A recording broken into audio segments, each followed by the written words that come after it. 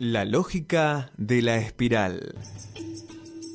Te invita a subir a la trama invisible del equilibrista para verte desde el otro lado de la realidad, para transitar el mapa de la incertidumbre cotidiana, un espacio donde desenredar los hilos de la desconexión.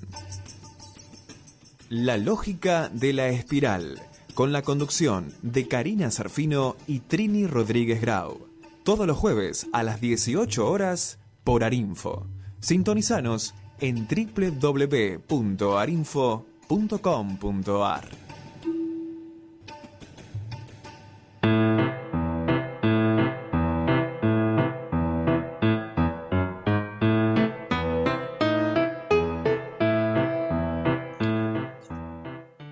Hola, ¿cómo están? Les habla Karina Zarfino. Estamos en la lógica de la espiral este jueves 13 de agosto del 2020, transmitiendo desde casa, desde la red de Arinfo. Buenas tardes, Carlos. Buenas tardes, Trini. ¿Cómo estás, Hola, Trini? Cari. ¿Qué tal? Acá estaba tratando de compartir el programa en vivo. A ver.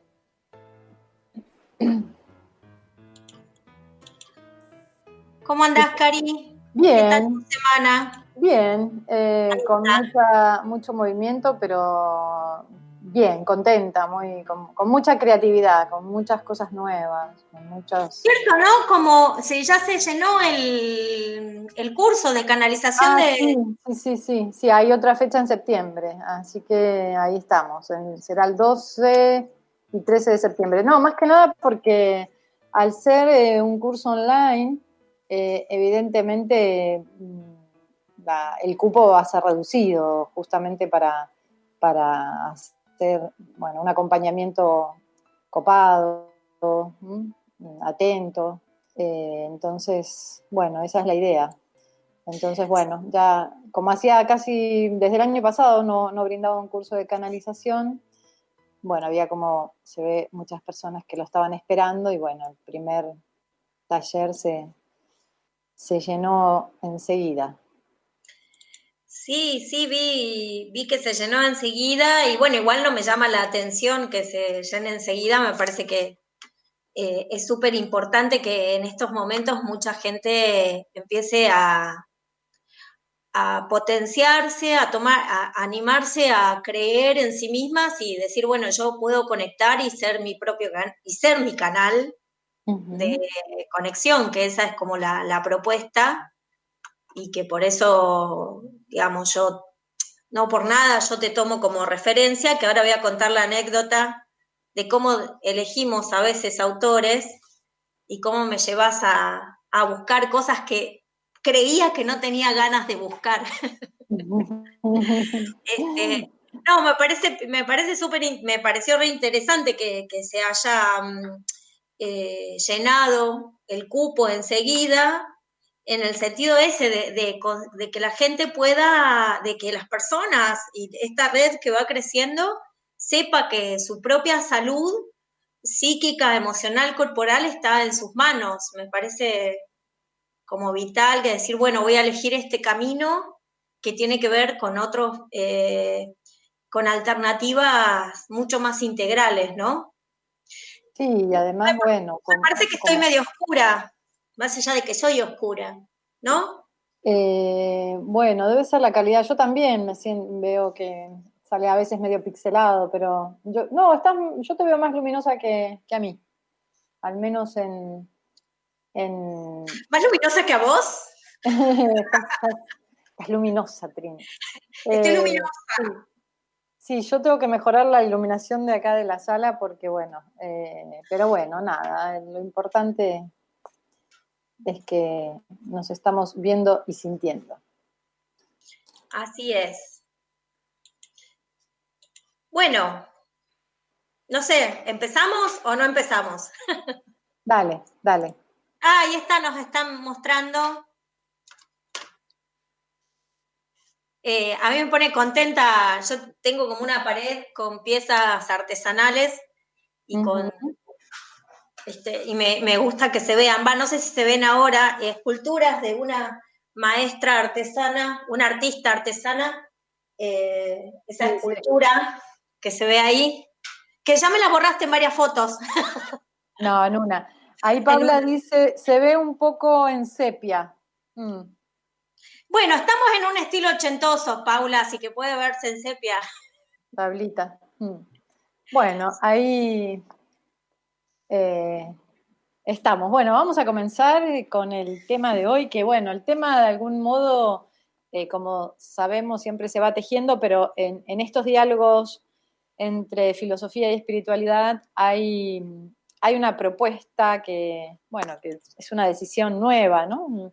Hay una propuesta de partir sin ánimo de hacer un análisis profundo, no se trata de hacer una revisión de corrientes filosóficas, ¿no? Sino tomarlos como puntos de partida. Y hoy hiciste una propuesta bien interesante, ¿no, Trini? Sí, en realidad yo tenía ganas de encarar, en algún momento te dije, y después se va tejiendo otra cosa, es interesante y también me parece súper lindo que se vaya tejiendo otra cosa. Yo tenía ganas de encarar desde la perspectiva de género, entonces decía, bueno, un filósofo y una filósofa, un filósofo y una filósofa. Y en realidad te pregunto a vos, porque realmente creo en ese canal de comunicación y de saberes, ¿qué te parece tal? ¿Qué te parece cual? Y vos me decís, ese no sé, no me resuena. Este sí, me dijiste. Y me agarraste desprevenida con Derrida, con Jacques Derrida. Me agarraste desprevenida. Bueno, con Platón también me agarraste desprevenida. Porque, bueno, soy prejuiciosa a veces.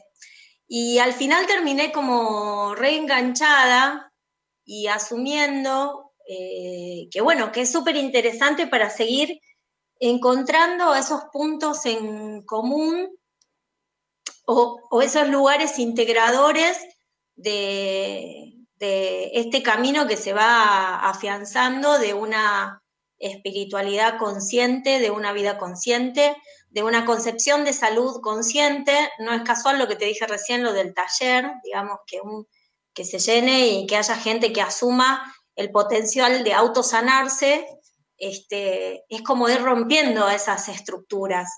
Y qué mejor autor para desestructurarse que este Francesillio, que como vos decís, el juego no es dar una clase de filosofía, ni nos interesa, y hay un montón de propuestas que son muchísimo más elevadas y por todos lados, sea libros, sea hay vivos, hay filósofos que están laburando, sino de empezar como a mirar, o sea, yo siempre te digo, bueno, ponemos sobre la mesa determinado autor porque se lo referencia, por ejemplo, a Derrida se lo referencia a la deconstrucción.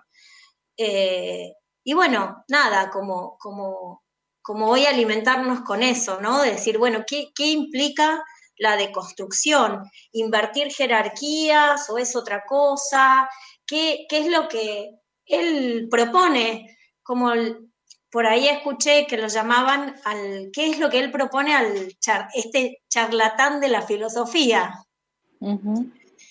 Charlatán le decía de la filosofía y varios lo consideran así, de hecho tuvo problemas para conseguir ser profesor, ahí estuve leyendo algo de su historia, ser profesor en Francia, porque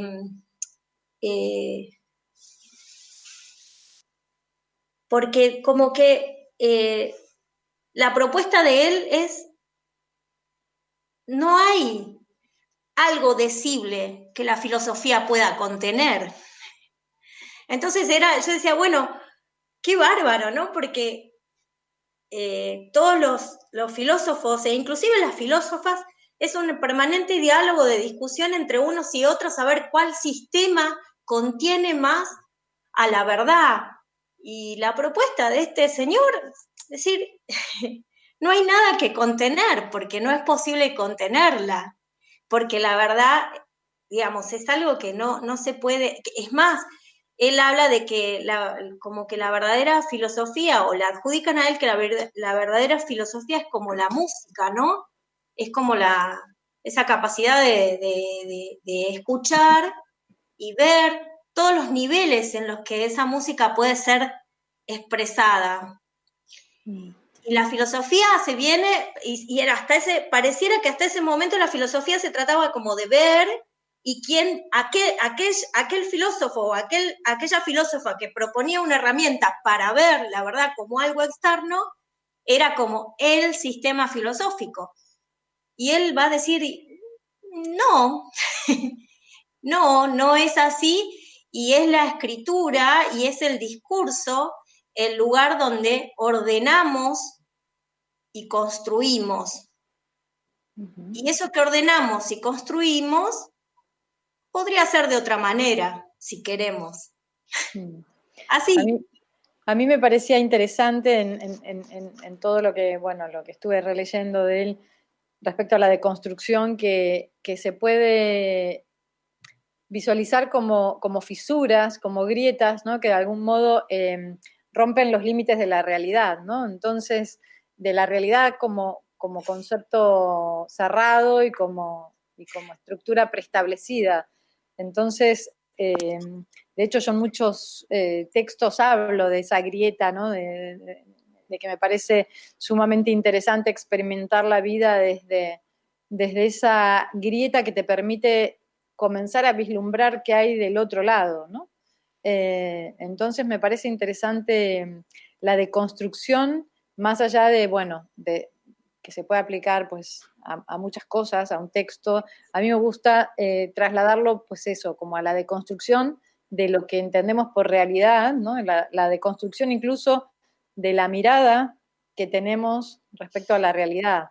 Creo que ahí hay puertas hacia la libertad, ¿no? Que de hecho eso también lo vinculo a la canalización, lo vinculo pues a la conexión con estados de conciencia superior. De alguna manera uno atraviesa portales, es decir, sale de esa estructura cerrada que es lo que todos más o menos compartimos como realidad en este plano para acceder a otros niveles, ¿no? Y evidentemente es una experiencia personal, porque si bien pueden haber elementos comunes y uno habla de determinados conceptos cuando se refiere a la reconexión y a la canalización, de algún modo la experiencia es absolutamente individual, es decir,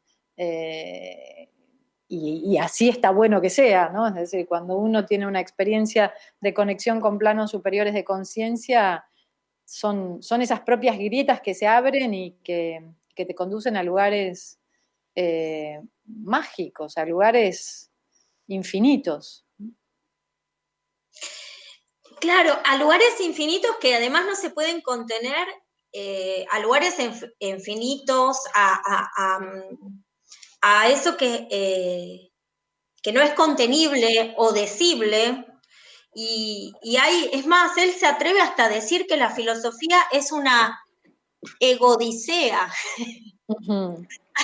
Que me llamó la atención, súper interesante, ¿no? Así como se escribió una teodicea, él dice que hablar de sistemas de pensamiento son egodiceas. Y me acordé enseguida de ese lugar que hablamos siempre, que hablamos no, que vos decís, ¿qué pasa cuando las cosas que hacemos las hacemos desde el ego? Y dije, bueno, egodicea, me pareció fascinante esa concepción de decir, esto que consideramos el saber como superior, que es el amor a la sabiduría, viene este tipo postestructuralista y dice, este saber que creemos que quien lo tiene, digamos, le da cierta dignidad, es una egodicea, en realidad habla de nosotros y de nuestras propias experiencias y las transformamos en un sistema de conceptos. Y ese sistema de conceptos las aplicamos para que funcionen como ordenadores. Y eso es toda una cuestión de un sistema creado para ordenar, porque pareciera que no tener un orden nos genera cierto temor o cierta angustia.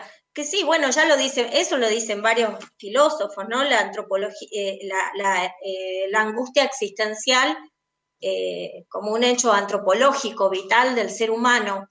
Y, y nada, decía, bueno, hacerte también, entrar en ese diálogo, ¿qué posibilidades hay de construir una vida sin esos órdenes, sin esos conceptos que funcionan como paradigmas de lo que está bien, de lo que está mal, de conceptos más fuertes, de conceptos más débiles, de lo que consideramos que es justicia y de lo que consideramos que es injusticia, de lo que todo eso que estructura nuestras vidas, él va a decir claramente, son conceptos ordenadores que dependen de la construcción de nuestro contexto.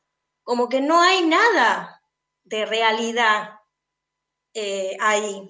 Pero no lo dice desde un lugar de vamos a invertir la jerarquía. Lo dice, vamos a dar vuelta.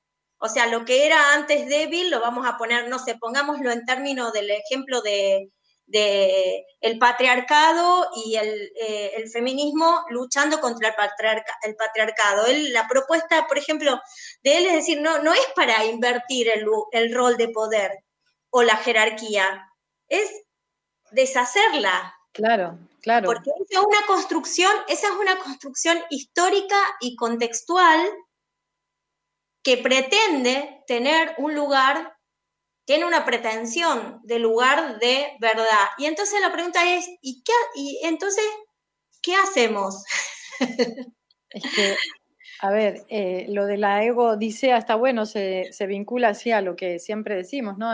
Incluso también a lo que estábamos hablando el programa pasado, cuando decíamos que de algún modo apoyarnos en un discurso supuestamente contrario al discurso hegemónico, pero hacerlo desde el estómago, ¿no? Que es como la banda frecuencial desde la cual nos movemos cuando no hemos iniciado un proceso de reconexión, no nos va a llevar a lugares nuevos, nos va a llevar a lugares quizás diferentes, pero en la misma banda frecuencial, es decir, que no va a haber movimientos de conciencia.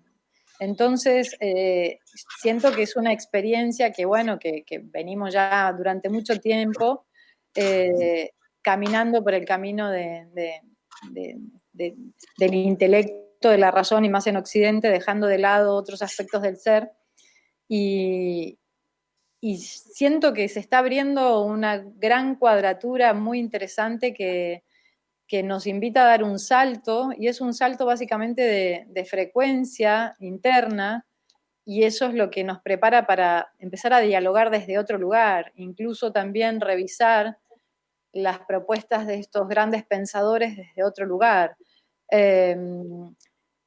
No sé el nivel de conexión que tenía Derrida, ¿no? Hablando de conexión desde la perspectiva de la conciencia, desde el universo que, bueno, en el cual me siento bastante familiarizada, me siento involucrada, el tema de la canalización, el tema de habitar o intentar acceder a otros niveles de realidad desde esa perspectiva.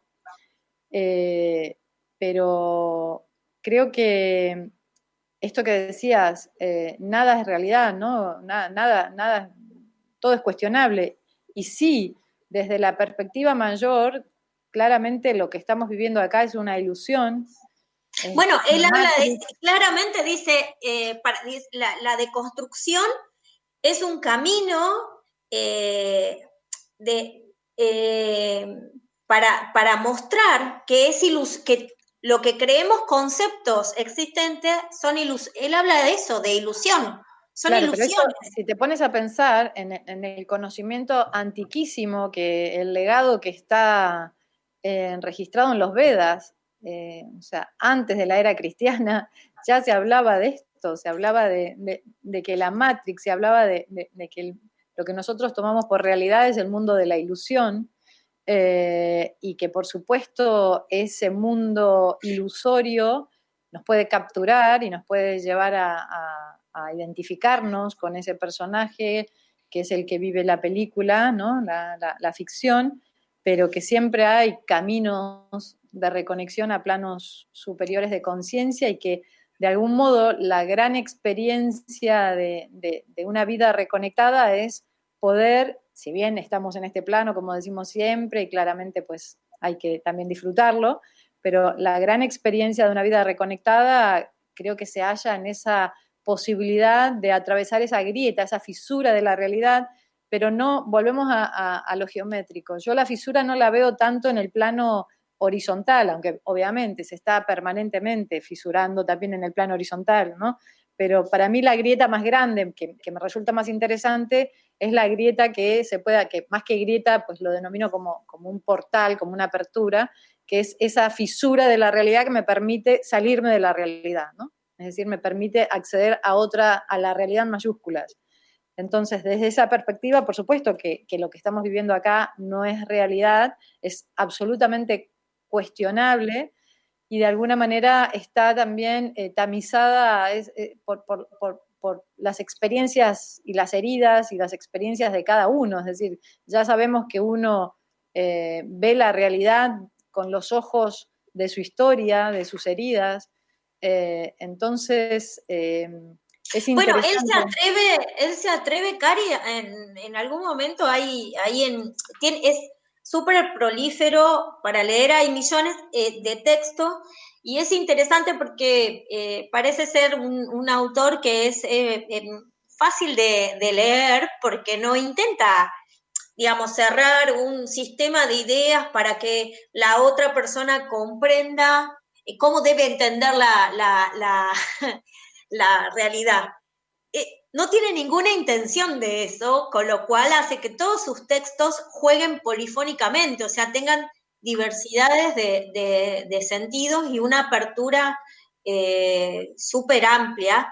Y a mí me llamaba o sea, esto cuando él dice, bueno, todo esto que vemos acá y que hemos asumido desde nuestros propios contextos como realidades fuertes, como débiles, como conceptos de bien, mal, incluso se mete hasta con la moral, ¿no? De decir, concebirlo, el principio, concebir ciertos principios como buenos y otros, digamos, otras acciones como malas, se mete con, digamos, todo, cuestiona todo. Y yo cuando dice, la deconstrucción es un camino a asumir esta dimensión ilusoria, me acordaba de esto también de cuando vos decís el cuento, cuando vos hablas del cuento y le pones ese nombre, ¿no? El cuento. Así que nada, yo no conozco toda su obra, no he leído toda su obra, pero me terminó como dando un montón de herramientas para entender que actualmente está pasando eso, que hay una red súper importante capaz de ver que hay este cuento, si me paro desde otro lugar, puedo transformarlo, cambiarlo, jugar en un sentido creativo de decir, vamos a gestar otra realidad social, otra realidad de otra concepción de salud, otra concepción económica y claramente este autor se atreve a decir eso en un ámbito súper disciplinario como pretende ser la filosofía, ¿no? Al cual yo, de hecho, también, como te digo, tengo mis prejuicios, entonces no era un autor que yo había leído porque hay un momento que yo decido continuar con otras, desde este lugar de aperturar la mente, y de hecho te había dicho, quiero encarar sistemas de pensamiento indígenas, quiero encarar sistemas de pensamiento y de sabiduría de otras cosmovisiones, pero bueno, me parecía súper importante, me pareció como súper adecuado decir, qué mejor que antes de hacer eso, leer un poco y traer y saborear a Jacques Derrida, ¿no? Que, Uh -huh. que a Europa puso a toda la filosofía y los sistemas cerrados los sistemas de pensamiento los puso a todos en jaque.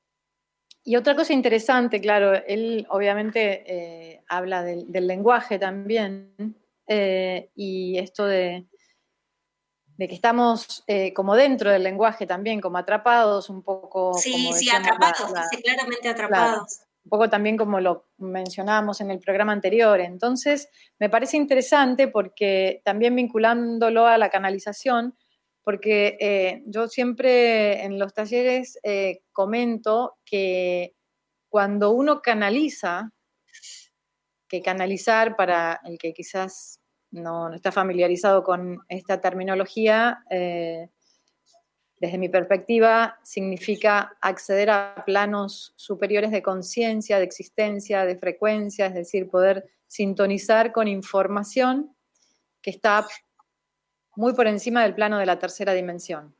Entonces, siempre comento que la conexión la hacemos desde nuestros sentidos sutiles, obviamente, y es una conexión que se produce en un espacio fuera del tiempo-espacio, la combinación de espacio-tiempo de la tercera D que conocemos desde este plano, es otro espacio sin tiempo, donde el tiempo es uno, por decirlo de algún modo, por eso siempre lo comparo con el Aleph borgiano, y donde no hay una comunicación a través del lenguaje.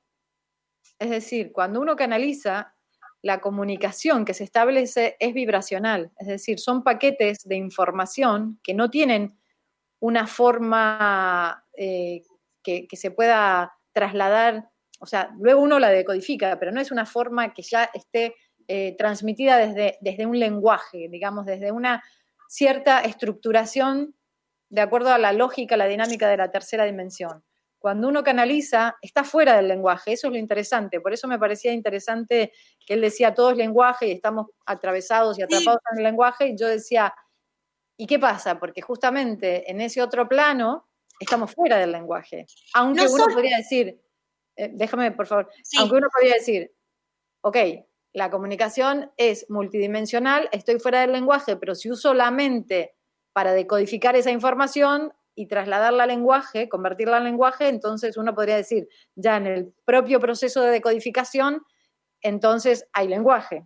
Bueno, podría ser la paradoja, pero hay como cierto espacio en la conexión, cierto espacio que antes de bajarlo, digamos, antes de ponerle palabra, ¿no? Que la palabra puede ser hablada, puede ser escrita, siempre digo también, puede ser lenguaje incluso musical, pictórico, antes de bajarlo a una forma 3D, que es la lógica desde la cual entendemos la vida en este plano, hay como una instancia que sí está fuera del lenguaje y es una experiencia alucinante porque es ese momento de conexión en donde te está atravesando esa información sin forma 3D, por decirlo de algún modo, que es pura vibración y en donde se producen intensos movimientos energéticos y grandes aperturas de conciencia, es decir, hay como una instancia en donde uno está recibiendo ese paquete de información vibracional sin forma física, y antes de traducirlo, antes de decodificarlo, hay como una explosión de éxtasis, por decirlo de alguna manera, porque es como el entenderlo desde un lugar más allá del lenguaje. Lo estoy explicando con el lenguaje y ya sé que al explicarlo desde el lenguaje lo estoy reduciendo. Bueno, pero es que justamente... Bueno, ahí está la paradoja. Pero sí, pero y él asume que la paradoja es la parte, es lo que genera la polifonía de sentidos, y no es un problema. Porque, digamos, la paradoja del lenguaje no es un problema, ni la diversidad de voces que esconden las palabras tampoco es un problema. El problema es cuando tratamos de que ese lenguaje encierre o pareciera como que encierre todo lo que vos decís, vos tenés una explosión, una información que te baja y vos sabés que la vas a traducir y que en esa traducción va a haber limitaciones, pero porque la limitación es en el mismo lenguaje, no en lo que estás vivenciando.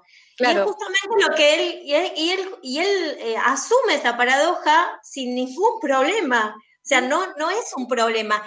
Tampoco es un problema que no haya una jerarquía de conceptos ni de saberes. Claro, porque, pero con respecto al lenguaje,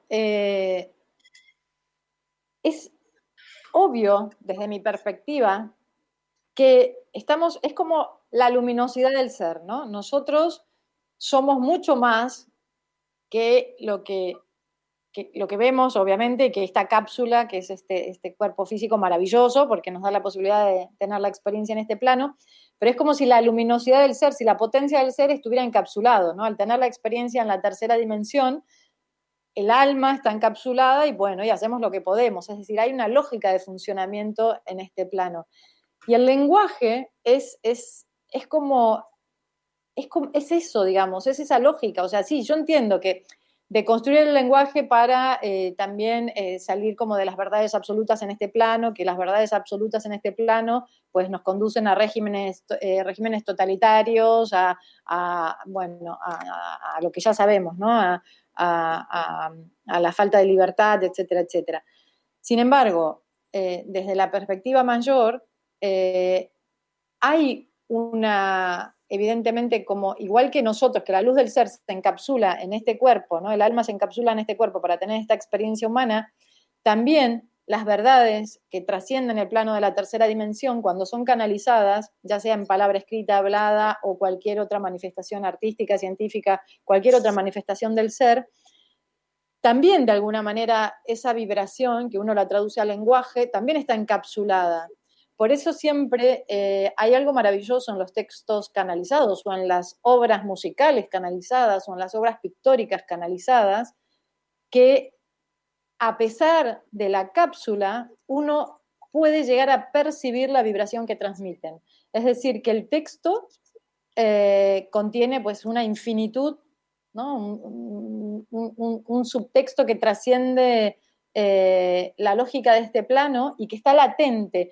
Y eso es lo que de alguna manera, por ejemplo, en el ámbito del arte, es lo que, desde mi punto de vista, luego denominamos obra de arte. Es decir, la obra de arte es esa expresión que contiene, o sea, que ha encapsulado con una estructura de este plano, ha encapsulado una vibración poderosísima que bajó de planos superiores y justamente como perdura, es decir, es una vibración latente, por eso a lo largo de la historia, no sé, obras que seguimos admirando y seguimos denominando obras de arte y seguimos pues emocionándonos, y ya sean musicales, pictóricas, literarias, ¿no? ¿Por qué? Porque encapsularon, sí, en una forma 3D, pero a pesar de eso, la cápsula no tiene el poder para obturar totalmente la potencia de luz, de vibración, de conciencia que baja en esa obra en particular. Entonces, me parece bien interesante esto del lenguaje, ¿no? Que bueno, para mí es la lógica de este plano, pero no necesariamente anula otro tipo de lógicas que no son de este plano. Bueno, pero por eso a mí me parecía, como digo, uy, qué acertado pensar, o sea, en realidad la propuesta es asumir que ese lenguaje tiene diversos sentidos y que por eso no puede ser cerrado y que lo que en algún momento parece ser un concepto, él parece que habla de conceptos fuertes y conceptos débiles, ¿no? Por ejemplo, lo pone más los ejemplos que pone son más en términos de leyes, por ejemplo, o de lugares sociales. Niño, adulto, digamos, asumiendo que adulto es fuerte y niño es débil porque frente a la ley se construye una figura humana X. Entonces, eso es como cuando queda todo cerrado. pero si asumimos que son los conceptos el problema y no el lenguaje niño, la palabra niño en una poesía evoca o en una dimensión, por ejemplo, nosotras que hablamos de la niñez como un lugar, ahora lo dijiste el lunes, en la niñez y en los juegos hay una información vital en tanto al propósito, ¿no lo dijiste algo así el lunes? Bueno, entonces, la palabra niño, niñez, que todo lo que implica juego, diversión, aperturar, aprendizaje, en el contexto ese, más poético, más espiritual, tiene un sentido. En el contexto legal tiene otro sentido. Y asumir ese proceso de contextualizar y que poner bajo sospecha esas contextualizaciones nos da altísima libertad. Claro. Altísima libertad existencial. Claro, eso justamente, si yo la palabra niño la dejo adjudicada al concepto de ciudadanía, de legalidad, y lo cierro ahí, digamos, se pierde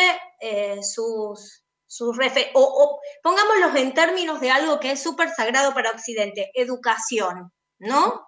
Si yo asumo que la palabra educación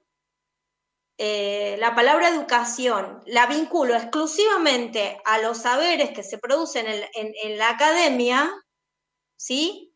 Cierro el proceso que implica incorporar saberes, aprender. Lo cierro y lo cierro a un modo. Y es ahí donde está el problema. No está el problema en la palabra educación. No, por eso, desde esa perspectiva, lo que proponía Derrida, igual que tantos filósofos que obviamente cuestionaban el orden de la lógica y de las cosas, era atacar a lo que yo llamo el proyecto de desconexión humana. Es decir, en realidad, la labor que yo realizo con todas las actividades que llevo a cabo es una labor que siento que muchas almas vinimos a hacer, que es colaborar en el proyecto de reconexión humana, ¿no? Estamos en tiempos maravillosos, hay una cuadratura perfecta para dar verdaderos saltos de conciencia y para abandonar el modo en que nos hemos estado vinculando hasta ahora, que fue desde la desconexión. Y hubo un proyecto que siempre digo, no es con ánimo de hablar de teorías de conspiración,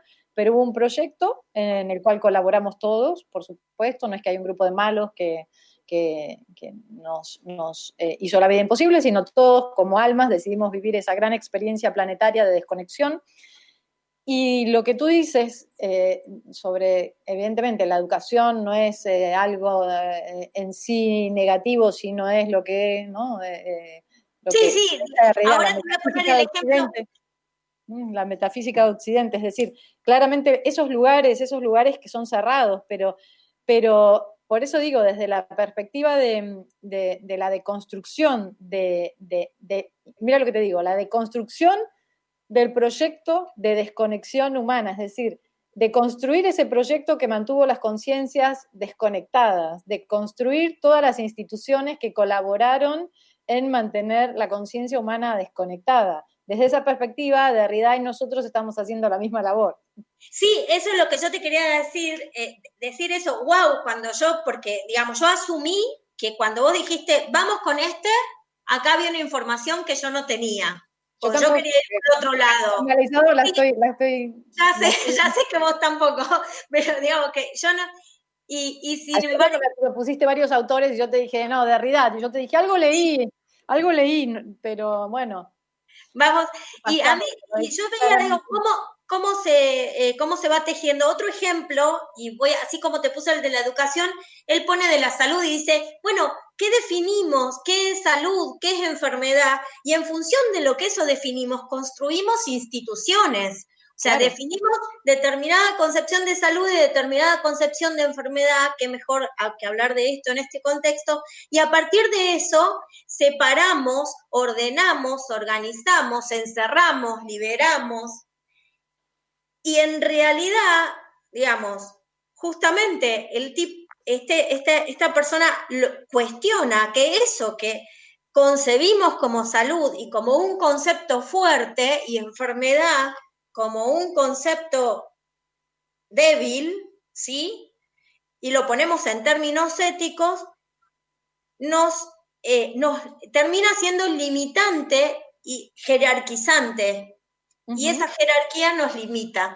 Claro. Entonces yo decía, pucha, qué interesante poder ver que esto que nosotras venimos planteando hace rato, bueno, que yo me sumo y que vos desde el lugar energético y espiritual y con muchas otras voces a la par vienen abriendo, bueno, hay pensadoras y pensadores que también lo vienen diciendo y han gestado herramientas como esta, ¿no? De construir, ¿no? Claro, Por eso yo... sería, ¿es posible, la pregunta sería, ¿es posible en este plano dimensional crear un espacio de libertad individual? Ahí, desde la perspectiva de lo que yo llamo la reconexión y la... Hola, Indra. El despertar de conciencia, Indra viene a aportar sus saberes también. Desde la perspectiva del despertar de conciencia, sería, bueno, lo que tanto se viene repitiendo de anclar el cielo en la tierra o anclar la quinta dimensión en este plano, ¿no? Que mucha gente cree que la quinta dimensión es ir a otro lugar, ¿no? Que van a venir unas naves extraterrestres y nos van a llevar a un lugar diferente. Eso obviamente es otra película más, ¿no? La quinta dimensión, ¿qué sería? Sería pues vivir desde un estado de mayor conciencia, lo que digo siempre, elevando la conciencia al circuito supremo, es decir, liberando la conciencia de la cárcel de la víctima y permitiendo dar ese salto, ese viaje interno. Desde esa perspectiva, si llegara a ser posible anclar en este plano dimensional, porque lo que decimos siempre, la Tierra no es un planeta de tercera dimensión, la Tierra es multidimensional, la experiencia humana ha sido hasta ahora de tercera dimensión, pero la experiencia humana reconectada podría acceder a mayores niveles, ¿no? Mayores aperturas multidimensionales, y desde esa perspectiva, anclando esa imagen que tenemos, ¿no? Porque en definitiva es una vibración de lo que es para cada uno de nosotros la quinta dimensión, anclándola en este plano, sería posible crear esa sociedad donde convivan muchas voces, muchos puntos de vista, pero que esas diferentes voces se conjuguen en un encuentro saludable. Es decir, la multiplicidad de voces y de intenciones, si estamos conectados al corazón, recordando cuál es la esencia de la vida que hay, como decimos siempre, en otro plano yo sí siento que hay verdades universales, no en este, que en este plano pues claramente hay facetas maravillosas, ¿no? De la realidad, pero recordando el objetivo primordial, que es el respeto, es el amor, ¿no? Es ese lenguaje que nos conecta con lo divino, sí que podríamos quizás establecer pues una nueva manera de encontrarnos, de convivir, y es ahí donde sí que hay lugar para diferentes voces, diferentes miradas, diferentes propuestas, pero desde un lugar que construya con objetivos comunes. Yo sé que quizás parece como, de acuerdo al nivel de conciencia de la humanidad que venimos sosteniendo, parece como súper naif, parece imposible, parece una ilusión, pero bueno, a lo mejor sea realmente el recuerdo de cómo es en otro plano y en este realmente resulta imposible de anclarlo, pero bueno, creo que si deconstruimos, ¿no? lo que yo llamo pues todo el proyecto de desconexión humana, las instituciones que sostuvieron el proyecto de desconexión humana, si lo deconstruimos, ¿para qué? ¿No? ¿Para qué? Bueno, yo al menos sí tengo una imagen, porque a veces la filosofía, lo que siento es que en su intento por abrir, que está buenísimo, abrir campos, pero en su intento por abrir, pues abre tanto que luego pues no hay como una imagen esperanzadora. De hecho es medio una tendencia, me pone cara, medio que es una tendencia de la filosofía, al menos de la segunda mitad del siglo XX, hay como una tendencia, ¿no? Una cosa medio nihilista, medio, ¿no? Como, y a mí yo no resueno con eso, porque digo, bueno, entonces no hago nada, ¿entendés? Si todo es una mierda y si no hay caminos, entonces ¿para qué? O sea, no, siento que No sé si es para que construir, ¿no? no, justamente, pero me parece que Derrida no se mete en la cuestión. Sí, por ejemplo, él cuestiona el modo de acercamiento a Dios y es más, hace un juego de palabras con la ontología, porque él a partir de su propia desandar, esto que vos decís, yo creo que es un tipo muy conectado, sin haber ahondado en toda su obra, me hizo degustar de nuevo degustar el leer filósofos que hacía rato que no lo hacía, o necesitaba filósofos como más enraizados en mi tierra y filósofas más enraizadas en mi tierra y en mi lugar, porque creo en ese pensamiento que es producto del genitivo, o sea, pienso desde donde estoy y desde lo que soy. Entonces, la verdad que cuando vos me dijiste, vamos con dije, uy, un pensador francés de escuela, bla, bla, bla, y todo esto que el bagaje académico, y la verdad que me hizo desgustar mucho este autor porque también está en sintonía a eso que vos decís. Él lo plantea así, no se mete en el tema de la cosa sagrada o el plano, sino en la nociología, o sea, la forma en que nosotros queremos contener, ordenar y conceptualizar. O sea, es más como, digamos, termina de ayudar quizás a Foucault a decir, bueno, hay que asumir esta limitación del lenguaje que produce conceptos que creemos que ordenan y que en realidad terminan achicando nuestras posibilidades Claro. de ser y de ser en libertad. Bueno, Eso pero es ahí está, lo que yo estoy eso, interpretando la lectura de Derrida. claro, pero eso es lo que decía hace un momento de que hay una lógica, en cada plano dimensional hay una lógica de funcionamiento, o sea, nos movemos, ahora claro, estamos en este plano y conocemos perfectamente la lógica de este plano y bueno, sí, cuando canalizamos podemos llegar a intuir cómo es la lógica en otros planos, pero tenemos súper claro cómo es la lógica en esta.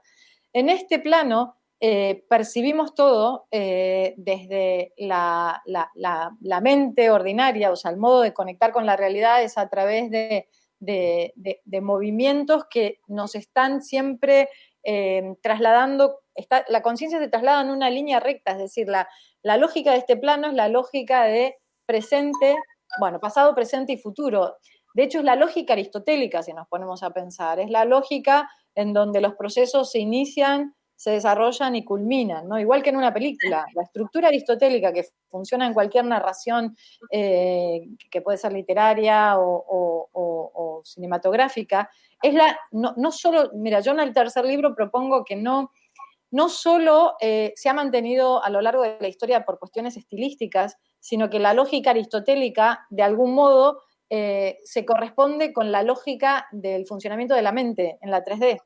Es al revés, es primero la lógica aristotélica o primero la mente. O sea, justamente, ¿por qué surge esa manera de analizar los textos o de redactar o de narrar o de contar la realidad, la propia vida? Porque justamente es el modo en que percibimos en este plano. Sí.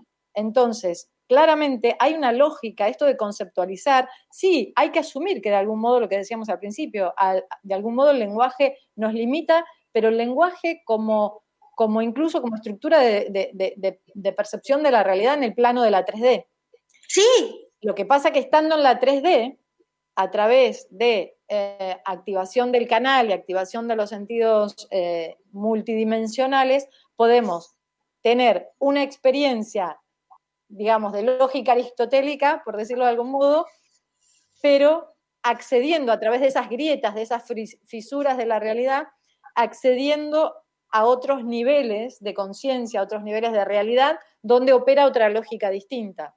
Pero claramente en este plano en este plano, porque es la lógica de este plano, porque nacemos, nos desarrollamos y morimos. O sea, obviamente el alma no muere, ¿no? Y menos el espíritu, pero en este plano sí. Bueno, pero él ahí, por ejemplo, el término alma también va a querer el concepto, no el término, sino el concepto que esconde alma, lo va a querer deconstruir, pero lo va a querer deconstruir como concepto fuerte y en desmérito de corporeidad, ¿sí? Entonces, pero desde justamente cuando él deconstruye el concepto cultural que se tiene de alma, es cuando le apertura a que alma tenga otro sentido. Claro, pero seguramente él también está deconstruyendo la rigidez de las instituciones o la lectura que hacen las instituciones religiosas. Seguramente está más deconstruyendo la religión, ¿no?, que el concepto alma. Deconstruye el concepto por eso va un paso más allá de Foucault, porque desconstruye el concepto que arma, por eso te puse el ejemplo de la salud, que arma la institucionalidad, o sea, sobre una idea de salud se arma una institución que es hospital, que es psiquiátrico. Claro, por eso habla de la metafísica de Occidente, sería como el modo en que Occidente organiza o ordena la realidad. Claro, y ese ordenamiento de la realidad sobre conceptos. Entonces, por eso, y el lenguaje, él va a decir, el lenguaje es polifónico, es tan polifónico que se atreve a inventar palabras. Y ahí me acordé de la canalización, que yo siempre te digo que cuando estás canalizando, inventás palabras. Sí, cuando estoy canalizando o cuando no estoy canalizando, porque también bueno, lo que digo, ante una lógica nueva y una manera de habitarnos nueva y de encontrarnos entre todos los seres, ante una experiencia humana nueva, claramente vamos a tener que crear muchas palabras nuevas. Exactamente, y él directamente empieza a crear y a jugar con las palabras y a inventar palabras. Por eso inventa egodicea, inventa E mayúscular. E mayúscular, es divina esa palabra. E mayúscular, fui a buscar qué era E mayúscular, que digamos, no quiero entrar, pero es fascinante y creo que, porque además ya tenemos que como ir cerrando, la invitación de hoy es vayan, inventen sus propias palabras, más para los que van a hacer abrir un mundo y un lenguaje que contenga todos los mundos, todas las voces, y no sé, me gustó mucho al final encontrarme con este señor. Y me remitió, bueno, ya tenemos que cerrar, ¿no? Podés felicitarnos igual, Carlos.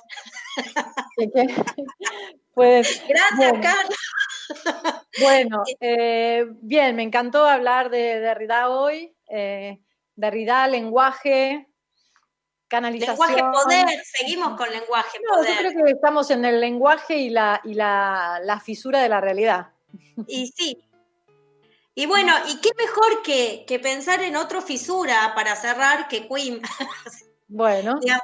No sé, me remitió a un montón de figuras artísticas de los 80, de principios de los 80, Madonna, Queen, digamos, David Bowie, ¿no? David Bowie que empezaban a construir otras cosas. Así que bueno, cerramos nos vamos hoy con Queen. ¿Quién quiere vivir para siempre? Que sería una pregunta que se haría Derrida. ¿Quién quiere? Genial. Bueno, gracias Trini, gracias Carlos, gracias a todos los que están escuchando y a los que van a escuchar en la semana. Abrazo y nos sentimos el próximo jueves aquí en La Lógica de la Espiral.